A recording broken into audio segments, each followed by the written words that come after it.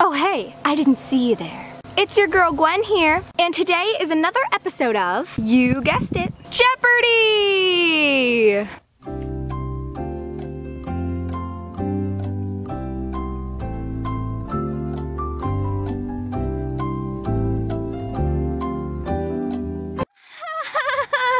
I'm just kidding. Today's an Ask Gwen episode.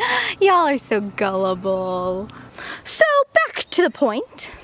Today's Ask Gwen deals with the topic of stop motions, a such filming technique in which objects such as clay models are photographed in a series of slightly different positions so that the objects seem to move. Wait, what? Google, you got this all wrong, sister. Our parents may not know this, but we come alive every day when they go to school or work, and even when they go to the dinner table. And right now, as I'm actually looking back on my life choices from a couple seconds ago, I probably shouldn't have said that because I have this gut feeling that none of our parents are really supposed to know.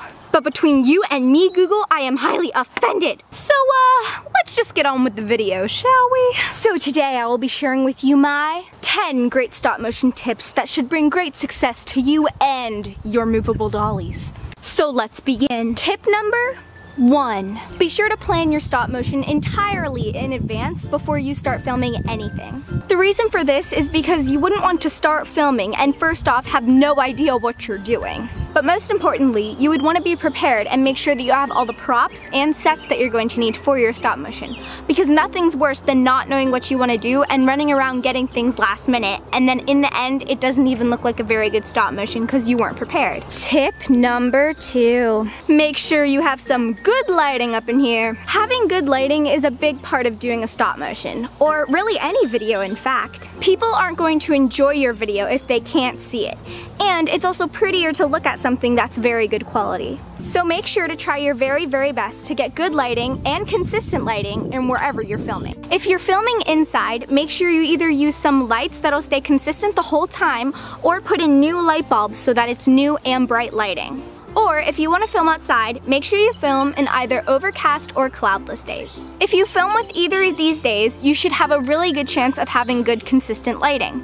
If you film with an overcast day, that's when the clouds are really big and puffy and there's no way that the sun could come out of the clouds for a minute or two and change your exposure, because you want the pictures to be consistent with their lighting, or else when you play it back really fast, it's gonna look like the light is flickering. Cloudless days work the same way. Since there's gonna be no clouds in the sky, the sun is going to be shining the whole time and there's no way that the sun could go behind the clouds and mess up your exposure. Lighting is a very, very crucial part of stop motions. I mean, you wouldn't want to look like a demon's trying to flicker the lights on and off, would you? Tip number 3. My third tip is to make sure that your camera is fully charged and you also have extra batteries. Luckily for the AGCousinsStudios family, our camera does not die as quickly as our older ones do. But we always try to make sure that our extra battery is always fully charged, because you never know when your camera is starting to die and then you're going to need to change the battery. This is especially important if you're trying to film a stop motion, because if you have to stop and charge your battery and you can't just quickly change in an extra battery that's fully charged, then you may not have consistent pictures because it's really hard to turn back to the exact same place with the exact same angle that you had going for you before. See, this stuff is complicated. So get yourself some extra batteries, friend. Tip number 4 makes me wanna shut the door, woo! Tip number 4 is use a tripod. The reason for this is just like the last couple reasons. You want your things to look consistent and steady. But it's okay, because if you don't have a tripod, a stack of books or sitting it on top of your camera case or something will probably work just as well. And just one little side note that I'd like to add when it comes to buying tripods. I don't recommend going out and buying a $15 tripod from Walmart if your camera's really expensive. The reason for this is because I know that Caitlin's gone through a ton of cheap tripods in her time, and they break really, really easily. So if you put a really expensive camera on a iffy tripod, I'm not really sure how that's gonna work out because it could fall over and break your camera. I know tripods can get really, really expensive, so I recommend that you either ask for a good tripod for your birthday or something, rather than buying a cheap one that could possibly break your camera. And trust me, we've tried it all, and I believe that a stack of books works almost just as good as our good tripod does. So please, if you don't have a good tripod, just use a stack of books. It's way better than breaking your camera. Tip number 5. 5 is an even number, you know. Make sure your dolls look presentable and you yourself are comfortable. If you want your stop motion to look as realistic as possible, try to make sure they're presentable and they look like actual human beings. I also know for a fact that many people would rather look at a presentable doll than one that's not wearing a shirt. And also, make sure you're comfortable as well. If it's sunny, be sure to put sunscreen on, or if it's cold outside, make sure to wear long pants and a sweatshirt. I also recommend you having a drink or water bottle with you for while you're filming, and if you're going on a little trip to get to the set where you're going to film, I recommend taking a little bag to carry everything in. Because you need to do whatever makes things easier for you so that you're enjoying yourself, which equals a wonderful stop motion for your subscribers. Tip number 6.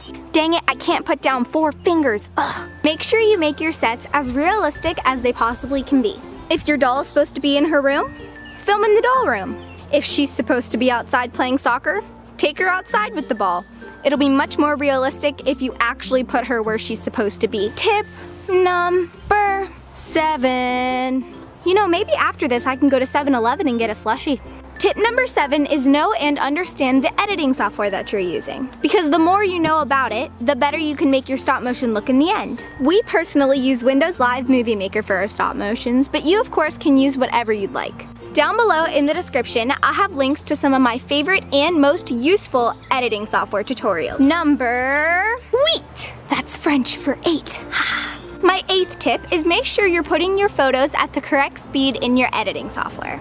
I know this tip also goes with knowing your editing software, but really you need to make sure that you're putting your pictures fast enough so that it looks like the doll's actually moving and that there's not a big pause in between all of the pictures. From my experience with Movie Maker, I found that either 0.1 or 0.3 works best for your photo speed. And I've also heard that iStopmotion works very well when it comes to iMovie. You could probably Google it and see what comes up. Although Google isn't nice to everybody. Alright, now buckle up, because I know it's been a long ride. But get ready for tip number 9! So tip number 9 is use expression in your voice if you're making a stop motion, or if you decided to make an AGMV or a stop motion music video, make sure you use a clean song. Because keep in mind, most of us have lots of younger viewers who watch our videos, and we wouldn't want them to listen to the wrong kind of music, am I right? And also, using expression in your voice is very, very important. It's honestly almost just as important as good lighting. I mean, let's be honest here. Which one would you rather hear? Jamie, I'm coming. Or, Jamie, I'm coming. Ooh, that was an exciting one, folks. I'll be right back, you guys. I need to go meet Jamie. Just kidding, I gotta finish my video first, you sillies.